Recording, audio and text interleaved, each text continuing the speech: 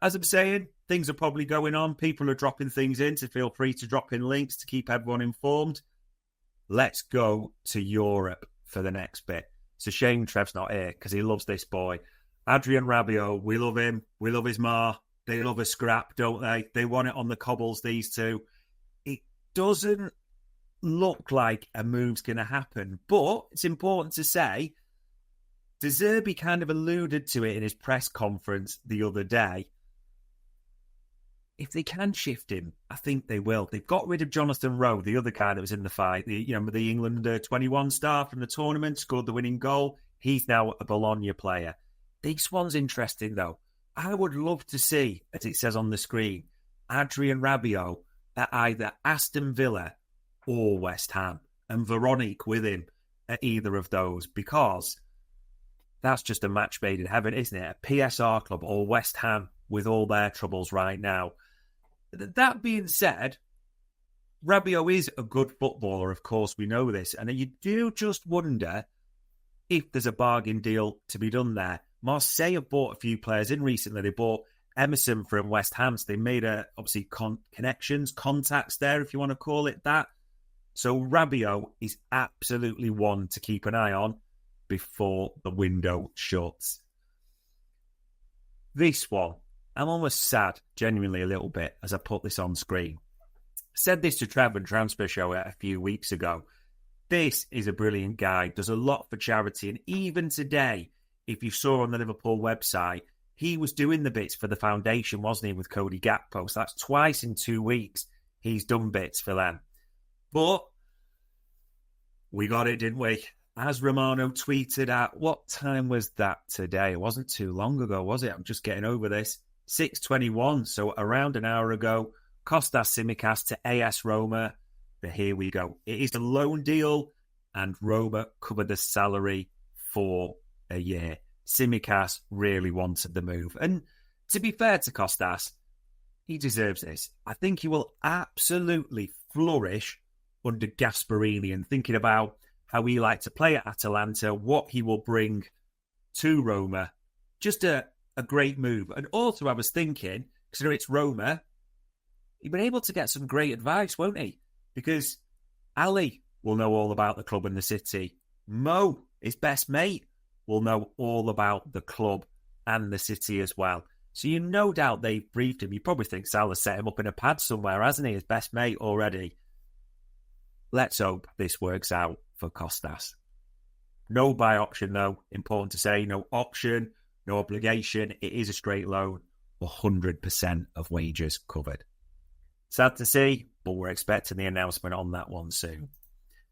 In terms of other players leaving, not Liverpool, but the Premier League, Christopher Nkunku, he's landed, hasn't he? He was at Milan Airport last night. We're just waiting for the confirmation. And Maresca talking about him, quite nicely, which is funny considering he put him in the bomb squad. But that's a different thing with Chelsea, saying he was competing with Cole Palmer in that position. Now, has anyone seen the deal with AC Milan that Chelsea have got? For all the fun we make about Chelsea, annoyingly, they are excellent sellers. Chelsea have sold Nkunku, has played 5-10 minutes, whatever it may be. 42 million euros. Might just be me, but 27 years old. I think that's a great deal for Chelsea. Maybe people will disagree. It will be interesting to see how he gets on at AC Milan. Speaking of strikers going to Serie A, we are waiting as well for Rasmus Højlund to be wrapped up. It is set to be Napoli. It is a loan with I don't know if it's an option or obligation, because it's important to say this, 2 sites, one in Italy, one in England, reported differently. So it's one or the other, but Rasmus is set to go there. And, I mean, think about this if you're a Manchester United player. If you can't get in a side that got beat by Grimsby, and Sesko, who just cost about 70 million, was the 10th penalty taker, give it up. Genuinely, if ever there was a sign that you need to get out of that club as fast as possible, I mean, why would you even wait, to be honest? But yeah, there you go. Would be surprised if there's more departures, but Nkunku, AC Milan, Rasmus, Napoli. And the final one. And I was giving the United, their scenario, the Grimsby thing, a bit of stick. Sir Jim, if you're listening, you have a chance to do an absolute golden madness here. If you look on the screen, that happened today, didn't it?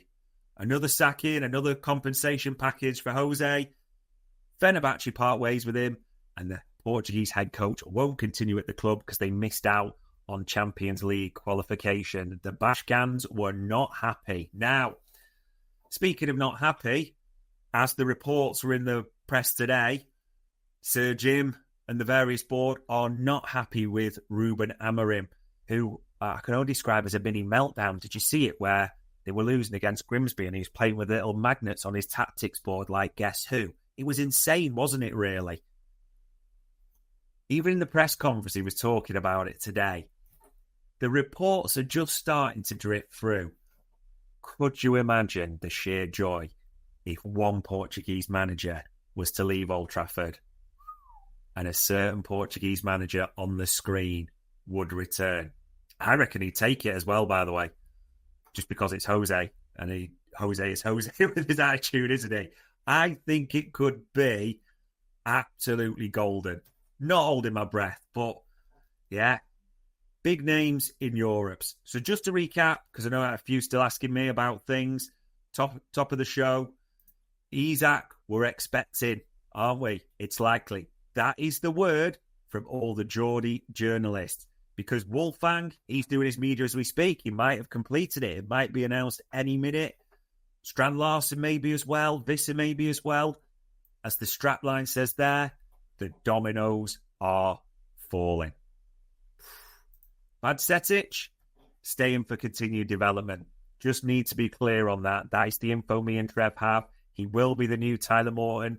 Break glass in case of emergency. If you are a Badge fanboy, I would not get too excited just yet. Mark Guehi, well, Glasner's quite calm before the game.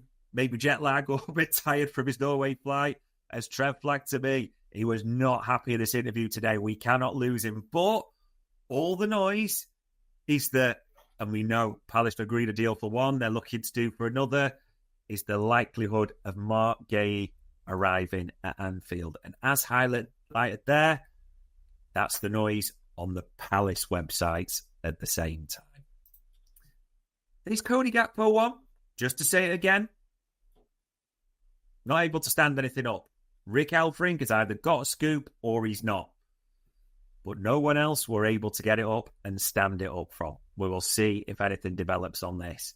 And the final one, Harvey Elliott, Red Bull Leipzig have definitely approached Liverpool. That's unanimous.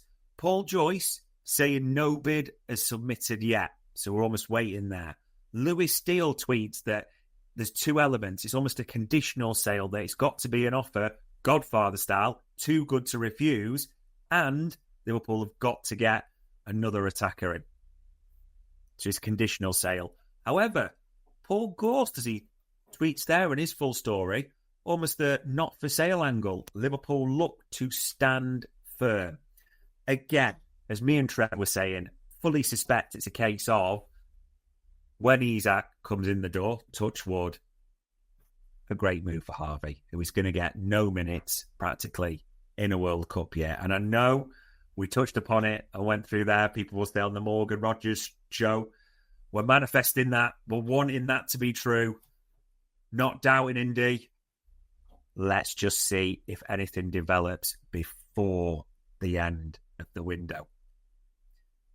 Ladies and gents, gotta be honest with you, genuinely good that we weren't able to do that, me and Trev together, for technical issues, because there's 1,000,001 stories which I know we'd have had a giggle out and little bits that, gonna be honest, you can't just always bring to life yourself. It is what it is a little bit. But we're hoping yellow ties back on Monday, hoping we're talking about at least 2 big arrivals through the door.